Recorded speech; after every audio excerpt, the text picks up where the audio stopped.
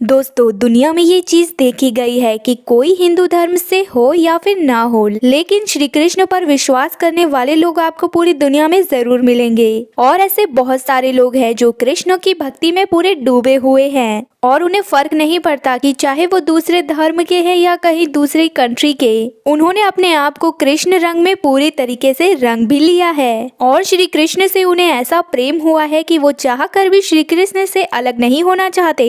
और अब नॉर्मल सी बात है कि ऐसा हो भी क्यों ना, कृष्ण भक्त तो होने ही है, क्योंकि कृष्ण अपने होने का सबूत हजारों लाखों तरीकों से अपने भक्तों को देते रहते हैं और कृष्ण भक्त का विश्वास उन पर और भी ज्यादा दृढ़ हो जाता है। और तो और हिंदू धर्म में बताई गई श्री कृष्ण की सारी कहानियों से हमें बहुत नई नई सीख मिलती है और जीवन जीने का एक नया तरीका समझ में आता है कि हमें अपनी परिस्थितियों का कैसे सामना करना चाहिए और हर एक सामने आई परिस्थिति में ढल जाना चाहिए। हार बैठकर निराश नहीं होना चाहिए, बल्कि अपनी सूझबूझ और बुद्धि का इस्तेमाल करके आगे बढ़ना चाहिए और समस्या में ही समाधान भी ढूंढना चाहिए, क्योंकि ये तो श्री कृष्ण का ही कहना है कि हमारी समस्या में ही हमारा उस समस्या का समाधान छुपा होता है। बस फर्क है तो सिर्फ नजरिए का। कोई अपने सामने आई परेशानी से निराश हो जाता है और वहीं कोई और भगवान का दिया एक मौका समझकर आगे बढ़ जाता है। और तो और श्री कृष्ण की रासलीला के किस्से तो आपको पसंद ही होंगे। उनके बारे में तो हर किसी प्रेमी को पता होता है, मेरा मतलब है कि कृष्ण प्रेमी को। और दोस्तों, श्री कृष्ण वही नाम है जिसने हमें कर्म सिखाया, हमें कर्म का असली अर्थ समझाया और हमें धर्म की सीख दी। और इसी के साथ श्री कृष्ण ने हमें प्रेम की एक परिभाषा सिखा दी और श्री कृष्ण ने ही हमें त्याग भी करना सिखाया। और उनके जीवन की कथाओं से हमें बहुत सारी सीख मिलती है और उन्होंने अपने जीवन में जो भी किया पूरे दिल से किया, फिर चाहे वो प्रेम हो या फिर राजनीति। कोई अगर संतान की इच्छा करता है तो उनके मन में सिर्फ श्री कृष्ण के बालपन की छवि ही आती है और वो बस यही चाहता है कि उनके आने वाली संतान बिल्कुल श्री कृष्ण की जैसी हो। उन्होंने अपना बचपन भी पूरा जिया और अपने जीवन में जो भी काम किया पूरे दिल से किया और जब प्रेम की बात आई तो उन्होंने प्रेम भी अपने पूरे दिल से किया। और इसीलिए जब भी प्रेम की बात आती है तो राधा कृष्ण को जरूर याद किया जाता है। उन्होंने ज्ञान दिया तो ऐसा दिया कि महाभारत के युद्ध को याद किया जाता है और उसमें दी गई श्री कृष्ण के द्वारा अर्जुन को सीख और श्री कृष्ण के द्वारा की गई धर्म की रक्षा, ये सभी को याद किया जाता है। और आज के समय में तो हर कोई श्री कृष्ण की कहानी से प्रेरित है। कोई अगर बालक चाहता है तो वो श्री कृष्ण की जैसे, कोई अगर प्रेमी बनना चाहता है तो वो श्री कृष्ण की जैसे, और अगर कोई अपने धर्म की रक्षा करना चाहता है तो वो भी श्री कृष्ण की ही जैसे, और कोई अगर ज्ञान पाना चाहता है तो गुरु भी श्री कृष्ण को ही बनाना चाहता है। और इसी वजह से दुनिया भर में श्री कृष्ण के दीवानों की कमी नहीं है। श्री कृष्ण एक बार किसी को अपना बना ले तो फिर वो उन्हीं का ही होकर रहता है। और तो और पुरी का जगन्नाथ मंदिर हो या फिर गुजरात का द्वारिकाधीश मंदिर और जयपुर के गोविंद देव जी हो या फिर वृंदावन के हमारे बाके बिहारी, श्री कृष्ण के चमत्कार की कहानियां हमने हर जगह कहीं ना कहीं हर घड़ी सुनी है। तो दोस्तों, आज की इस वीडियो में हम आपसे बात करने वाले हैं हिंदू धर्म के सभी भक्तों की बहुत ज्यादा मान्यता रखने वाली जगह के बारे में, जो कि है श्री कृष्ण का निधि वन। तो दोस्तों, अगर आप भी कृष्ण भक्त हैं या फिर श्री कृष्ण से कहीं ना कहीं इंस्पायर तो हैं, तो वीडियो को लाइक और चैनल को सब्सक्राइब जरूर करें। और अगर वीडियो पसंद आई हो तो वीडियो को पूरा जरूर देखें और ज्यादा से ज्यादा इस वीडियो को शेयर करके कृष्ण भक्तों के पास पहुंचाइए। दरअसल दोस्तों, ये निधि वन वृंदावन नगरी में स्थित है और ये निधि वन श्री कृष्ण और सभी गोपियों की रासलीला का जीता जागता सबूत है, जहाँ पर आज के समय में भी रासलीला होती है और श्री कृष्ण खुद अपनी गोपियों के साथ और अपनी राधा रानी के साथ इस वन पर रास लीला करते हैं। और इस चीज का प्रमाण उन्होंने अपने भक्तों को कई बार और कई अलग अलग तरीकों से भी दे रखा है। तो अब दोस्तों, यहाँ पर निधि वन की बात करने से पहले सबसे पहले हम जान लेते हैं कि आखिर श्री कृष्ण की रास लीला होती क्या है, क्योंकि निधि वन और श्री कृष्ण की रास लीला दोनों ही काफी जुड़े हैं। और निधि वन श्री कृष्ण और उनकी सभी गोपियों की रास लीला से ही प्रसिद्ध है। और अगर हमें निधि वन के बारे में पूरी तरीके से जानना है तो उससे पहले हमें रासलीला के बारे में जानना होगा, क्योंकि बहुत सारे लोग दुनिया में ऐसे हैं जिन्हें रासलीला का असली अर्थ नहीं पता है और वो इस वर्ड को एक गलत सेंस में ले जाते हैं। और रासलीला का लिटरल सेंस में अर्थ है the dance of divine love, यानी कि दिव्य प्रेम का नृत्य। और रासलीला एक संस्कृत शब्द है जो कि दो अलग अलग शब्दों को जोड़कर बना हुआ है। और इसका पहला शब्द है रास, जिसका अर्थ है मधुर स्वाद या फिर अमृत। दूसरा शब्द है लीला, जिसका अर्थ है नृत्य या फिर खेलने की प्रक्रिया।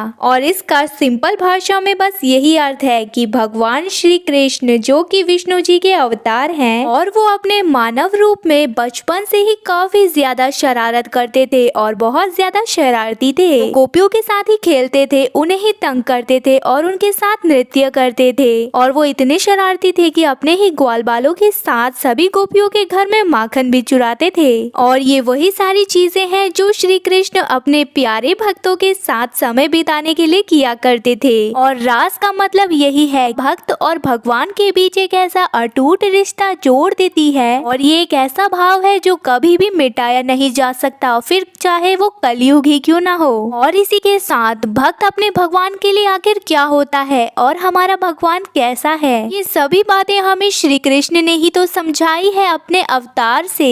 और रासलीला के माध्यम से उन्होंने हमें भक्त और भगवान का प्रेम दिखाया है। सभी गोपियां उनकी परम भक्त थी और वो अपने रासलीला के समय अपनी सभी गोपियों के साथ ही मग्न रहते थे। और ये समय भक्त और भगवान का होता है और बस भगवान में ही खोकर नृत्य करने लग जाती हैं गोपियां रासलीला में। और ऐसे ही नाचते झूमते गाते भक्त आपको वृंदावन में तो मिल ही जाएंगे। तो दोस्तों, रासलीला वो तो बिल्कुल नहीं है जो कि दुनिया में ऐसे कई लोग हैं जो आधी अधूरी बातें सुनकर समझते और मान लेते हैं। दरअसल असल में तो रासलीला भक्त और भगवान की एक सुंदर कथा है। तो दोस्तों, अब रासलीला के बारे में तो हमने जान लिया, इसी के साथ अब हम निधि वन के बारे में भी जानते हैं कि आखिर क्या है निधि वन से जुड़ा हुआ राज, जो कि आपको इस वीडियो के माध्यम से पता चलने वाला है। दोस्तों, अब तुलसी का पौधा तो आप सभी ने अपने घर में देखा होगा, लेकिन निधि वन में जो तुलसी मौजूद है वो वैसी बिल्कुल भी नहीं दिखती जैसी कि हमारे घर में होती है। उसका रूप, रंग, आकार सब कुछ बिल्कुल अलग होता है। ये बिल्कुल एक पेड़ की तरह बड़ी बड़ी होती है। और तो और यहाँ पर मौजूद सभी तुलसी को वन तुलसी भी कहा जाता है। और यहाँ पर जो तुलसी के पेड़ आपको मिलेंगे वो बिल्कुल ही अलग होंगे। ऊपर नीचे से चाहे फिर उनके पत्ते ही देख लो, वो बिल्कुल ही डिफरेंट नजर आएंगे।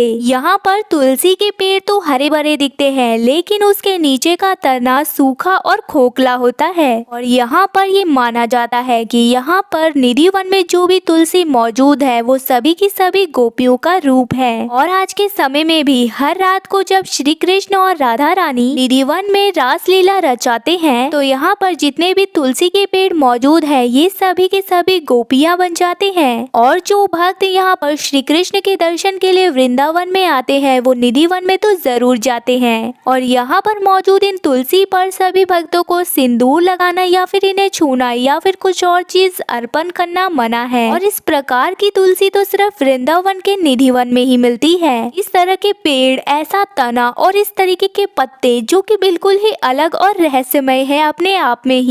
और इन तुलसी को देखकर आपको भी थोड़ा सा रहस्यमय तो लगेगा ही। और निधि वन को सभी भक्तों के दर्शन के लिए हर सुबह खोला जाता है, लेकिन इसे संध्या आरती के बाद लगभग 9 बजे के समय पूरी तरीके से बंद कर दिया जाता है। और उसके पीछे की एक ही मान्यता है कि यहाँ पर श्री कृष्ण और राधा रानी और उनकी सभी गोपियाँ हर रात को आकर रासलीला करती है। लेकिन बहुत सारे लोग ऐसे भी हैं दुनिया में जिन्हें इन सभी बातों पर यकीन नहीं होता और उनका मानना ये है कि ये सभी बातें पॉपुलैरिटी के लिए एक झूठ कही गई है। और वो ये भी मानते हैं कि ऐसा कुछ नहीं होता। लेकिन इस वीडियो के माध्यम से हम आपको कुछ ऐसे ही प्रूफ दिखाने वाले हैं जो कहीं ना कहीं आपको ये बिलीव करने में मजबूर कर देंगे कि आखिर निधि वन में कुछ तो रहस्य है और वहाँ से जुड़ी हुई जो भी बातें हैं वो कोई अफवाह नहीं बल्कि रियलिटी है। और अब मैं आपको निधि वन के बारे में कुछ ऐसी बातें बताती हूँ जिसके सुनने के बाद आप भी सोच में पड़ जाएंगे कि आखिर आखिर ये रहस्यमय निधि वन है क्या। और ये सारे रूल्स यहाँ पर सिर्फ इंसानों के लिए नहीं है बल्कि जानवरों के लिए भी बराबर है। और संध्या आरती के बाद निधि वन में जानवर भी नहीं रुक सकते। और अब यहाँ पर कई लोगों के मन में ये सवाल आएगा कि आखिर जानवर क्यों नहीं रुक सकते यहाँ पर, और अगर नहीं रुक सकते तो जानवरों को भगाना तो बहुत मुश्किल होता है, वो कैसे किया जाएगा। लेकिन दोस्तों निधि वन में फिर चाहे एक बड़ा सा बंदर हो या फिर एक छोटी सी चींटी, लेकिन यहाँ पर संध्या आरती होने के बाद एक एक करके सभी जानवर निधि वन से चले जाते हैं बाहर। और यहाँ पर ये भी कहा जाता है कि अगर कोई छुपते छुपाते निधि वन में रुक भी जाए और यहाँ पर श्री कृष्ण की रासलीला देखना चाहे, वो कभी भी वापस नॉर्मल नहीं मिलता। हो सकता है वो इंसान अंधा हो जाए या उसकी आवाज चली जाए या फिर उसका मानसिक संतुलन बिगड़ जाए, और तो और उसकी उसी समय पे मृत्यु भी हो सकती है। और ये सारी की सारी बातें सिर्फ बोली हुई बातें नहीं है बल्कि इनके सबूत भी हैं। और ऐसे बहुत सारे केसेस भी सामने आए हैं जिससे कि ये सारी की सारी चीजें रियल बताई गई है। तो अब ये तो हमने बात करी थी कि निधि वन में तुलसी किस प्रकार से अलग पाई जाती है। अब यहाँ पर ये भी कहा जाता है कि निधि वन के पास जो घर है, और अगर आप निधि वन के पास जो भी घर हैं उन सभी को देखेंगे तो सब में एक बात आपको जरूर नजर आएगी कि निधि वन के साइड का जो एरिया है वहाँ पर किसी ने भी कोई खिड़की नहीं बनाई। और अगर किसी घर में कोई ऐसी खिड़की है भी जिसकी फेसिंग निधि वन की तरफ है, जहाँ से कि निधि वन पूरी तरीके से दिखाई देता है, तो वो विंडो सदियों से बंद रहती है। और ऐसा इसलिए है क्योंकि लोगों का यही कहना है कि वो नहीं चाहते कि रात को गलती से भी किसी भी वजह से उनकी नजर निधि वन पे पड़े। और वो ये सारी बातें इसलिए भी मानते हैं क्योंकि कहीं ना कहीं वहाँ पर रहने वाले लोगों ने श्री कृष्ण को वहाँ पर फील किया है, उनका होना उन्हें पूरी तरीके से महसूस होता है। और तो और लोगों ने ये भी बताया है कि रात के समय में उनको निधि वन से गानों की और नृत्य की आवाज भी आती है, और तो और घुंघरुओं की आवाज भी उन्हें सुनाई देती है। लेकिन वहाँ के लोगों में से आज तक किसी ने भी एक बार भी उसे जाकर देखने की कोशिश नहीं करी, क्योंकि वो अपने श्री कृष्ण पर विश्वास करते हैं और उनका मानना यही है कि श्री कृष्ण की अगर आज्ञा है तो उसका उन्हें पालन करना चाहिए और निधि वन की तरफ नहीं देखना चाहिए। श्री कृष्ण और राधा रानी और उनकी सभी गोपियों की रासलीला में कोई विघ्न नहीं डालना चाहिए। अब दोस्तों हमने निधि वन के बारे में इतनी सारी मिस्ट्रीज के बारे में तो सुना, लेकिन अभी एक मिस्ट्री और है जो कि निधि वन से ही जुड़ी हुई है और ये काफी ही रहस्यमयी और इसके पीछे एक कहानी भी छुपी है। तो चलिए दोस्तों फिर सबसे पहले कहानी से ही शुरू करते हैं। माना जाता है एक बार राधा रानी की सभी सखियों को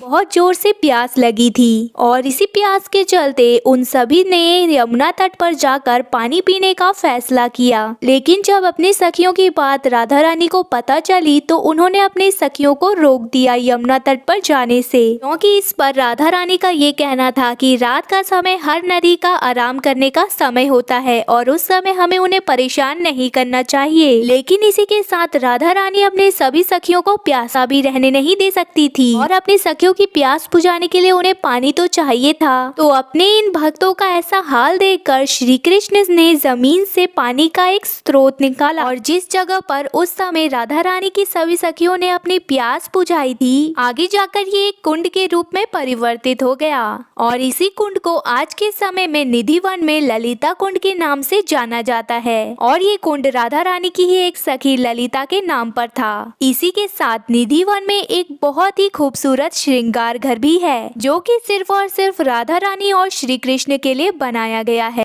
और इस कमरे का रहस्य भी काफी ज्यादा हैरान करने वाला है और इसके रहस्य के बारे में भी आज तक कोई समझ नहीं पाया है, फिर चाहे वो लोगों की बात करें या फिर न्यूज रिपोर्टर्स की। दरअसल श्रृंगार घर से जुड़ा रहस्य ये है, दरअसल यहाँ पर होता ये है कि हर रात को मंदिर बंद होने से पहले मंदिर के पुजारी श्रृंगार घर में वहाँ पर रखे हुए बिस्तर को अच्छी तरीके से सजा देते हैं और सारा का सारा श्रृंगार का सामान भी वहाँ पर रखा जाता है। पान के पत्ते, गुलाब और सभी चीजें वहाँ पर मौजूद होती हैं और पूरे श्रृंगार घर को अच्छी तरीके से सजा कर वहाँ पर सभी वस्तुओं को मौजूद कर श्रृंगार घर को मोटे से ताले से बंद कर दिया जाता है बाहर से, ताकि वहाँ पर कोई आ ना पाए। और अगले दिन सबसे पहले यहाँ पर श्रृंगार घर के दरवाजे को खोला जाता है और हर रात को अच्छी तरीके से सजा धजा कमरा पूरी तरह से तहस महस हो रखा होता है, जिसे देखकर ऐसा लगता है कि मानो यहाँ पर कोई रात में आया हो। और श्रृंगार घर की मान्यता ये है कि श्री कृष्ण रोज रात को राधा रानी का श्रृंगार करते हैं और ये दोनों यहाँ पर साथ में अपना समय भी व्यतीत करते हैं। और ये कमरा रोज खुद मंदिर के पुजारी ही बंद किया करते हैं और सुबह सुबह आकर मंदिर के पुजारी ही इस कमरे को खोलते हैं। और इस बात के रहस्य पर रिसर्चर और इन्वेस्टिगेटर भी कुछ नहीं पता लगा पाए हैं कि आखिर रात में यहाँ पर कौन आता है। तो दोस्तों, अब आप इस बात को सुनकर खुद ही सोचिए कि ये तो भगवान के वहाँ पर साक्षात होने का खुद ब खुद एक बहुत बड़ा सबूत है। और निधि वन के बारे में सिर्फ इतनी ही बातें नहीं है, बल्कि यहाँ पर कुछ न कुछ रोज कोई ना कोई घटना और कहानी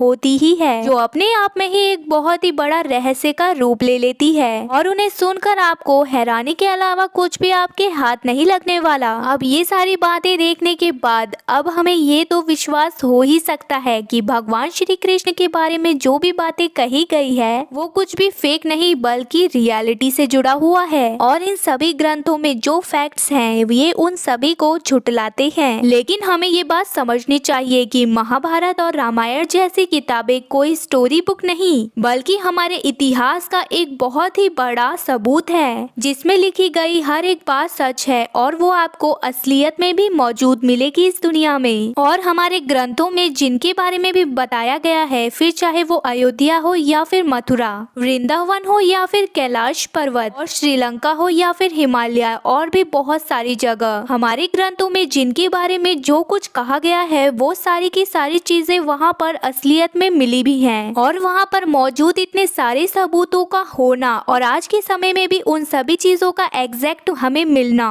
ये सभी चीजें अपने आप में ही भगवान के होने का एक बहुत बड़ा सबूत है। क्योंकि दुनिया के लोग प्रूफ मांगते हैं, लोगों को लिखी हुई बातों पर विश्वास नहीं होता और वो आंखों देखा पर विश्वास करना ज्यादा बेहतर मानते हैं। लेकिन हमारे धर्म में जितने भी ग्रंथ हैं वो सभी इन सारी चीजों को प्रूफ भी करते हैं। तो याद रखिएगा कि हमारा हिंदू धर्म कोई पौराणिक कथा नहीं है बल्कि हमारे भारत का जीता जागता इतिहास है। और इतनी सारी चीजें होने के बाद भी ये सवाल तो होना ही नहीं चाहिए कि आखिर भगवान है या फिर नहीं। और दुनिया में जितने भी लोग मौजूद हैं उतनी ही बातें भी होगी। और दोस्तों, ये सारी चीजों से बस एक ही बात पता चलती है कि भगवान को देखने के लिए हमें आंखों की जरूरत तो बिल्कुल नहीं है। क्योंकि अगर आपके मन में एक सच्ची श्रद्धा है और आप उस एनर्जी पर विश्वास करते हो जो कि इस दुनिया को चला रही है, तो आपको ये चीज खुद महसूस होगी कि भगवान मौजूद है और वो आपके साथ ही खड़े हैं। फिर वो चाहे आपकी जिंदगी का कोई अच्छा फेस हो या फिर बुरा फेस, आप भले ही उनका साथ छोड़ दे लेकिन भगवान आपका साथ नहीं छोड़ते हैं। और यही बात हमें इस एग्जाम्पल से भी पता चलती है कि अंधे होने के बाद भी सूरदास ने श्री कृष्ण के रूप का एक ऐसा वर्णन किया है जो शायद आंखें होने के बाद भी कोई दे ना पाए और श्री कृष्ण के बारे में वैसा कुछ बता ही ना पाए। और इससे हमें यही पता चलता है कि सच्ची श्रद्धा मन में होती है, उसे आंखों से नहीं देखा जा सकता। और उसी प्रकार भगवान को अगर हमें देखना है तो हमें आंखों की नहीं बल्कि हमारे मन की जरूरत है। और ऐसा मन हो जो कि पाप, अधर्म, झूठ इन सभी की मैल से साफ हो। दोस्तों, हम आए दिन ये तो देखते ही रहते हैं कि ढोंग और पाखंड इतना ज्यादा बढ़ गया है कि लोगों की सच्ची श्रद्धा भी